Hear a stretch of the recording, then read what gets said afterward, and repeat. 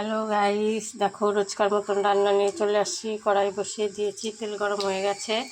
এখানে দেখো ফুলকপি মাছ ভেজে রেখেছি, এই যে জিরা ফোড়ন দিয়ে দিলাম। এবার দিয়ে দিচ্ছি আলু, সজনে মশলা, জিরা, লঙ্কার গুঁড়ো, জিরা, হলুদ, লবণ সব পেস্ট দিয়ে দিলাম। দেখো ভেজে রাখা ফুলকপিগুলো দিয়ে একটু নাড়িয়ে নিচ্ছি। আমার নাড়া এখন দেখো জল দিয়ে দিলাম।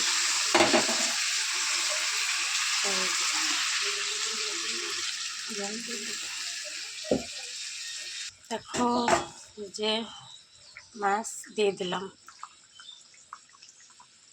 দেখো চিতল মাছ, আলু ফুলকপি দিয়ে চিতল মাছের ঝোল হচ্ছে।